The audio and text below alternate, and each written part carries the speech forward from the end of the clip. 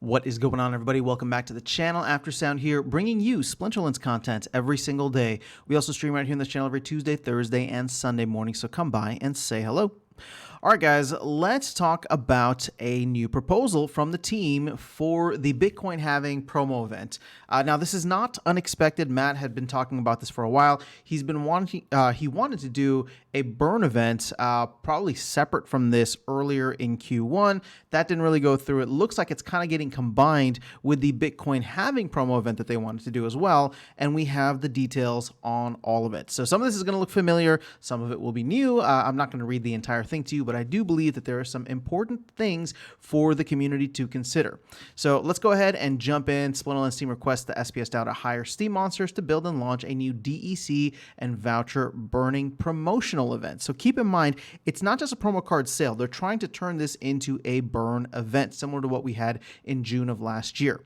The team is asking for $200,000 from the DAO payable in USDC or USDT tokens, which includes creating and offering 2 new limited promo cards in addition to many other prizes. So that is probably the biggest detail there. There's not just one promo card, but 2 promo cards.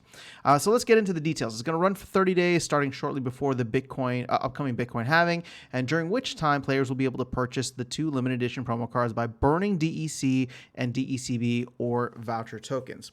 There's planned to be 1 legendary and 1 rare promo card offered for sale. So now we know the rarities, both of which are planned to be dual element units. So think Zerial, which is really exciting. As limited edition promo cards, these cards will only be available for purchase during the event and will not be found in packs. Once the event ends, the cards will only be able to obtain in the peer-to-peer marketplace. So legendary card is going to cost 31,250 DEC or 625 vouchers, and the rare is going to cost 3,125 or 62.5 vouchers. So if we use DEC at PEG, each legendary promo card is going to cost $31.25. Each rare promo card, each BCX of each rare promo card is going to cost $3.12.5. This cost is meant to commemorate the Bitcoin block reward after the halving, going from 6.5 down to the new 3.125. So please note that all tokens spent will be burned, and it will not be possible to split the cost for a single card between available currencies. So you'll have to have one or the other. So this is essentially valuing. I did the math earlier. This is valuing voucher tokens at 5 cents. Rather than the usual, we've seen 10 cents in the past or 20 cents for, for what's that called? The Rebellion packs. And in a way, I actually don't mind that. I mean, obviously, I would love for there to be like higher soft pegs, but this burns more vouchers. If you think about it, right? It requires 4 times the vouchers as if you were to value them at a little bit of a higher rate. And granted, we've already been around the 5 cent range, so maybe we don't even burn that many vouchers and people go to DEC, which helps the overall flywheel. Now, here's the cool thing. Additionally, players will earn points for each DEC, DECB, or voucher that they burned during the promo card, purchasing the promo cards. Every 10,000 points earned by a player will give them a chance at winning one of the available prizes, which we'll get to in a second. So players will receive 1 point for DEC or DECB and 50 points for each voucher. So that all makes sense. Now, here's the thing similar to last time. This means, so they also want to encourage people to participate earlier. So there's going to be a multiplier that will be going down. So this means on the first day of the event, players will receive a 3x multiplier for the amount of points that you get for every card you purchase or every DEC or voucher token you burn. And that's going to go down, I believe, linearly every day throughout the 30 days. So here are the prizes. It's nearly $100,000 worth of prizes that is coming from the company's wallets, right? So this is stuff that they could sell or do something with, but it's valued at roughly $100,000, and this is probably meant for promotional events like this. So you got 500 land tokens, plot tokens, 100 alpha packs, 250 beta packs, 500 untamed packs, 50 essence orb packs, 100 Asmeri dice packs, and 20 Rooney, which is pretty cool. Players will have the chance to win one of the above, basically for every time you throw your name in the hat for every 10,000 points. So please keep in mind that there will be a 3x multiplier. So purchasing 1 rare promo card on the first day for 5,000 DEC will give each purchaser 15,000 points. Now, I don't know how that makes sense to me because I thought it was like 3,100 DEC. So that was a weird example, unless they were just trying to make the numbers easier. The multiplier will decrease each day linearly until it reaches 1x on the last day of the event. Okay, so please note if this proposal passes, we will submit a second proposal to request that the DAO provide 10,000 Riftwatcher packs from its treasury as additional prizes. So for people worried about Rift Watchers and what we're going to do with those packs, here is one of the areas. And this is a significant amount because you consider the fact that all of the other packs here are not even close to, I mean, what is this? This is barely even 1,000 packs. It's not even 1,000 packs, right? Or it's 1,000 packs. So we like 10xing the amount of packs to give away, in addition to obviously 500 land tokens and 20 Rooney NFTs. Now, here's the thing. Leaderboard prizes. Wait. That's not all. There's more. Leaderboard prizes for players who are able to participate. 10K worth of points counting as one chance. There will be prizes for the players who accumulate the most over the leaderboard. Now, these should look familiar because these are the same titles as last time in the burn event of June 2023. It's also what they were trying to do for the burn event earlier this year.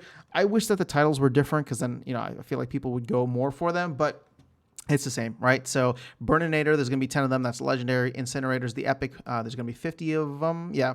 And then Scorcher for 61 through 200 is going to be a rare title.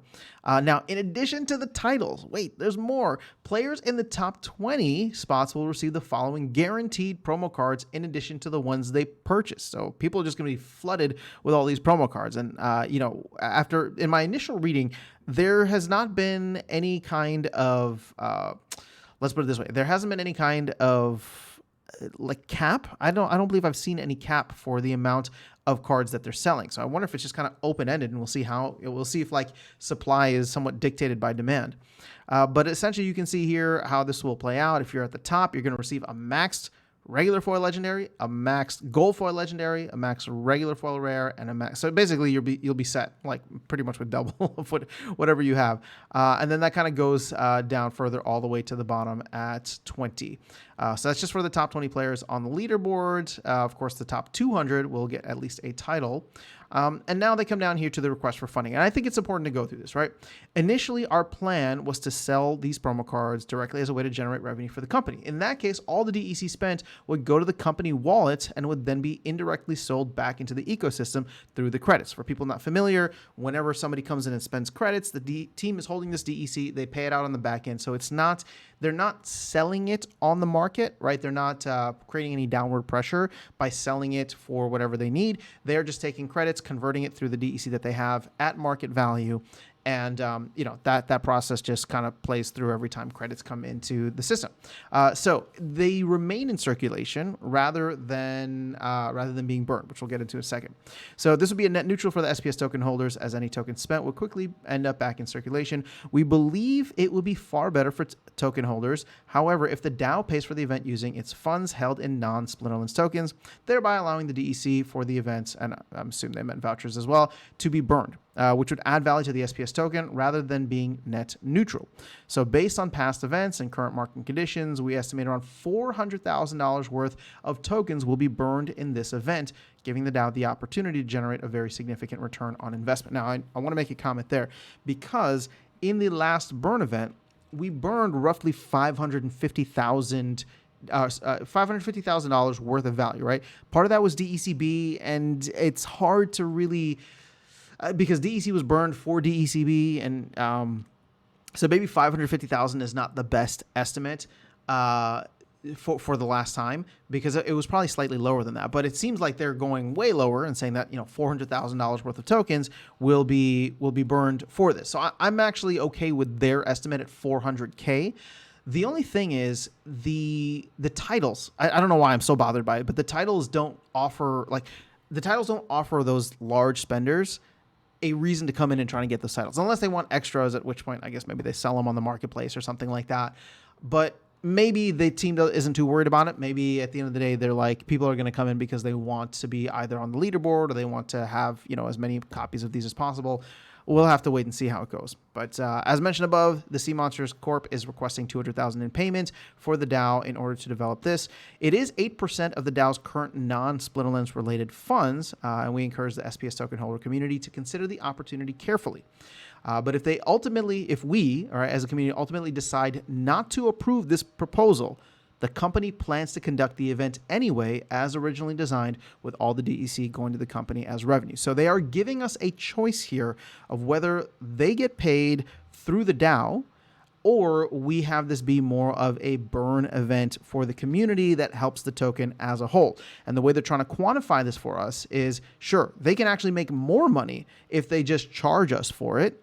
But if they turn it into a burn event and charge the DAO 200,000, they can raise the value of tokens in their opinion, right, by 400,000, probably even more than that if SPS, if we run out of DEC and we need to start burning SPS and the price of SPS starts to rise. Again, this is just how the flywheel works. It's not easy. It's not direct. But this is what they're going for.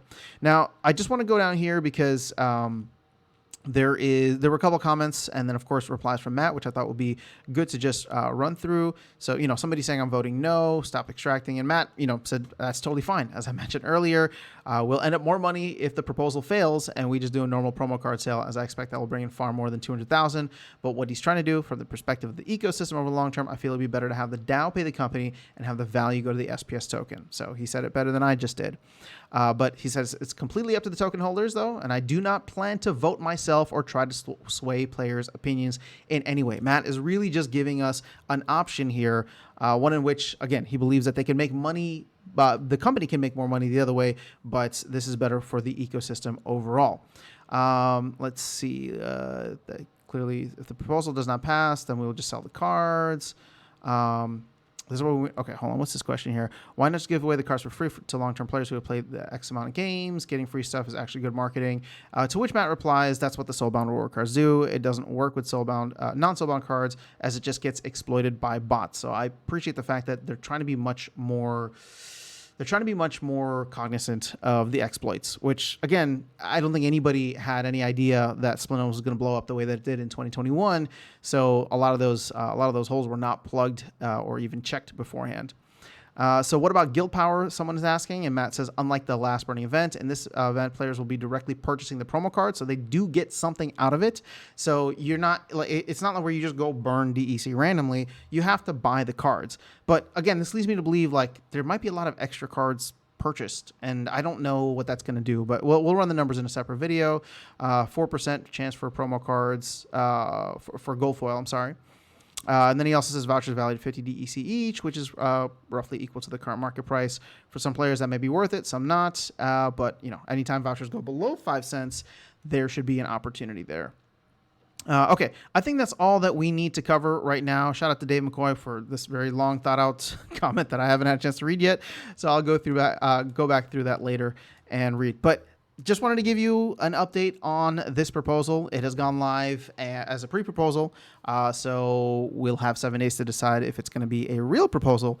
But I am curious to know, since we are still in the draft phase of this proposal, are there things that you would like to see differently, or things that would change your mind from either a yes to a no or a no to a yes? In fact, that's probably too confusing. So if you're voting yes, let me know. If you're voting no, I would love to know why and if there's something that would change it.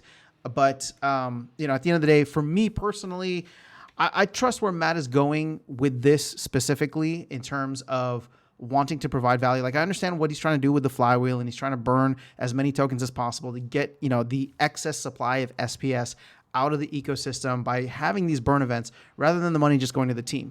So I'm all for this. I think it works well within what the mission of the flywheel is supposed to be, the way that the tokenomics structures work. So I will be voting yes, but I'm very curious to hear the opposing side and the reasons for it. That is all I have for you guys in this video. I'll catch you all in the next one and see you around the game. Take care.